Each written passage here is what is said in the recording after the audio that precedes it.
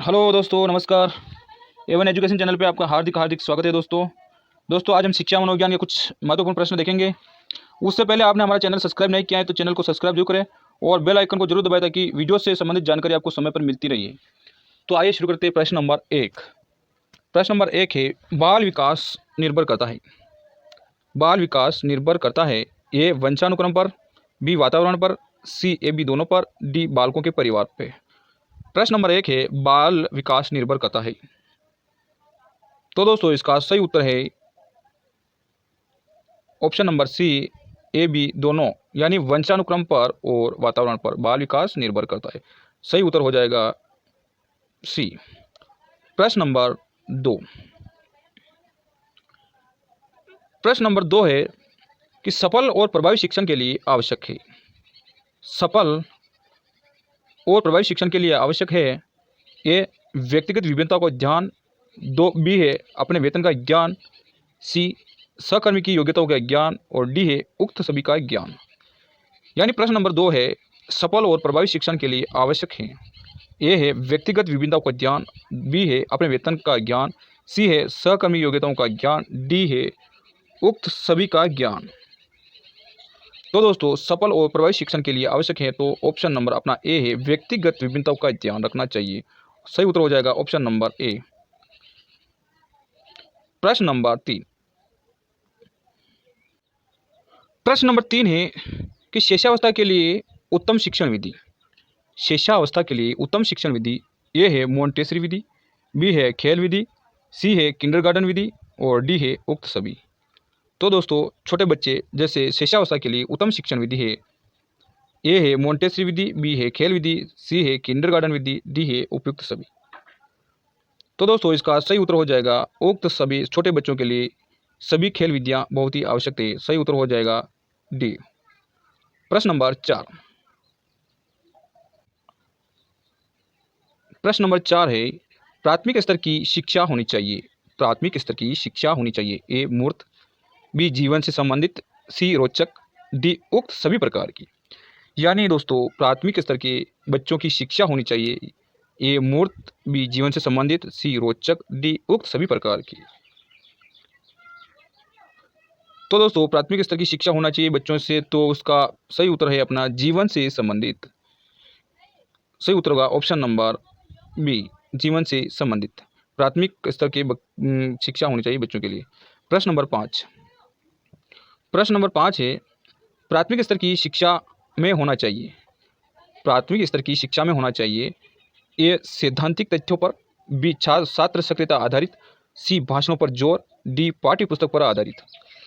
प्राथमिक स्तर की शिक्षा में होना चाहिए, क्या होना चाहिए दोस्तों?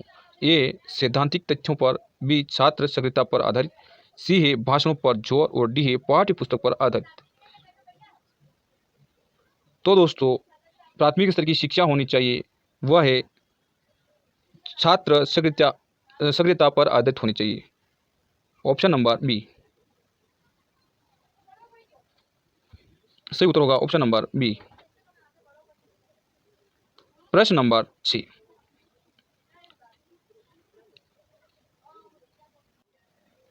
प्रश्न नंबर 6 प्रारंभिक स्तर की शिक्षा में महत्व देना चाहिए ए समन्वय को, बी आर्थिक दिशा को, सी शैक्षिक पक्ष को, डी उक्त सभी को। प्रारंभिक स्तर की शिक्षा में महत्व देना चाहिए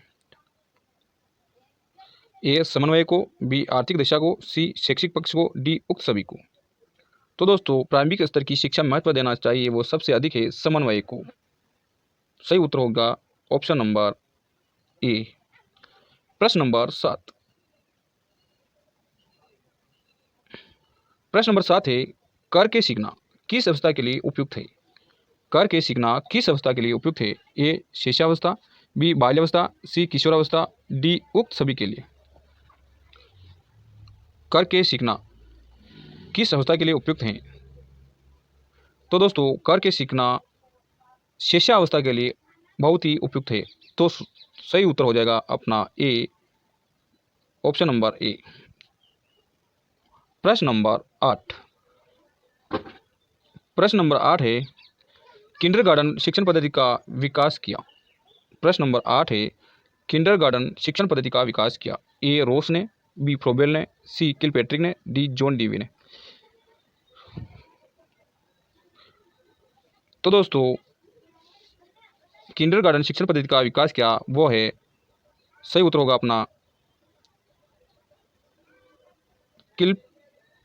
फ्रोबेल ने किया था, सॉरी फ्रोबेल ने। प्रश्न नंबर, इसका सही उत्तर है प्रश्न नंबर 8 का फ्रोबेल। सही उत्तर होगा बी।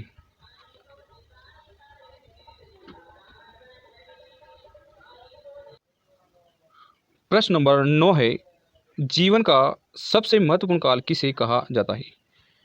जीवन का सबसे महत्वपूर्ण काल किसे कहा जाता है? ए शिष्यावस्था, बी बाल्यावस्था, सी किशोरावस्था और डी है प्रौढ़ावस्था।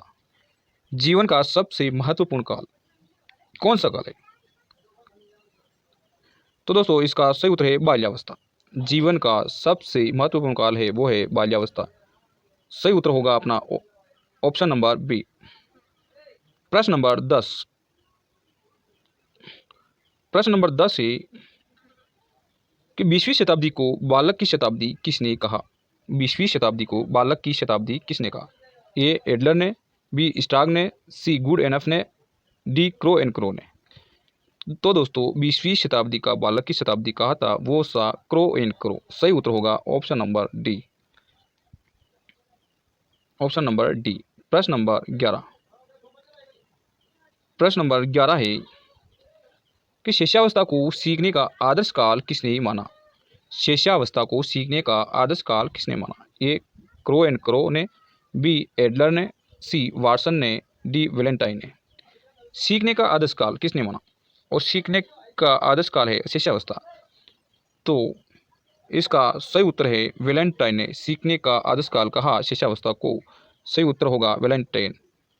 Option number D. सही उत्तर होगा अपना डी। प्रश्न नंबर 12। प्रश्न नंबर 12। प्रश्न नंबर 12 है, जीवन का अनोखा काल किसे कहा गया है? ए किशोरावस्था, बी बाल्यावस्था, सी प्रौढ़ावस्था और डी शिष्यावस्था। जीवन का अनोखा काल किसे कहा गया है? तो दोस्तों इसका सही उत्तर होगा बाल्यावस्था। सही उत्तर होगा ऑप्शन नंबर बी। प्रश्न नंबर 13।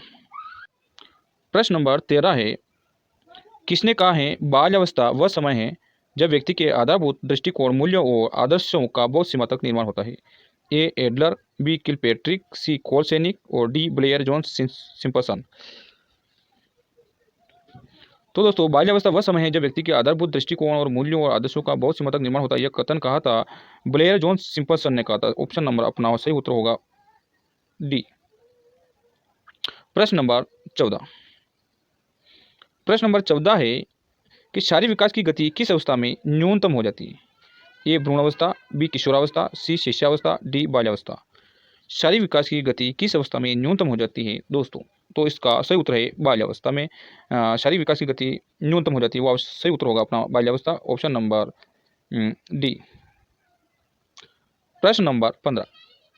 प्रश्न नंबर 15 है, प्रश्न नंबर 15 है कि नवजात शिशु में हड्डियों की संख्या कितनी होती है?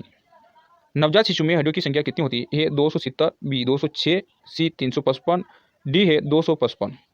नवजात शिशु में हड्डियों की संख्या दोस्तों 270 होती है। सही उत्तर होगा 270। ऑप्शन नंबर ए हो जाए, सही हो जाएगा अपना ए।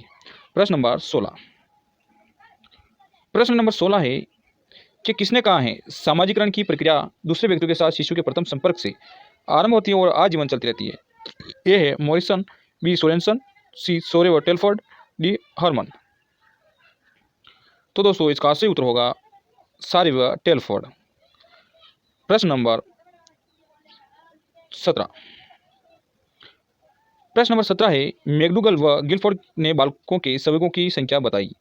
ए 10, बी 12, सी 14, डी 11। मैकडूगल व गिलफोर्ड ने बालकों के संवेगों की संख्या कितनी बताई थी? तो दोस्तों इसका सही उत्तर होगा 14।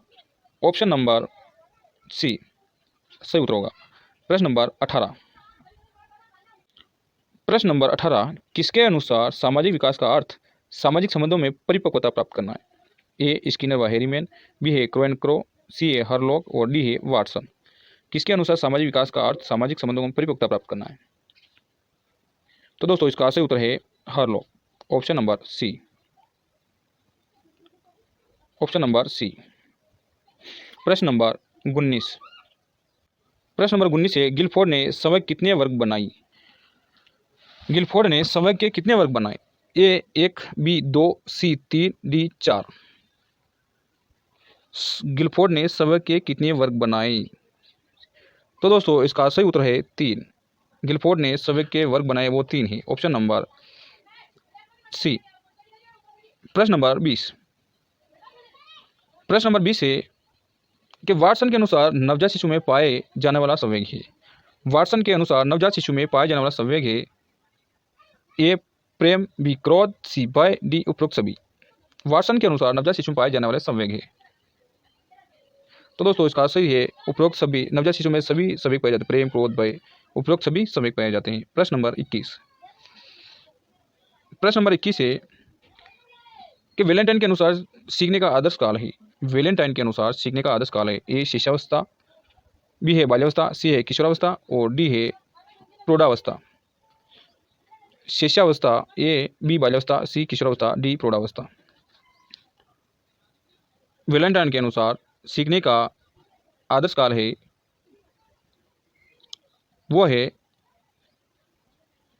शिष्यावस्था।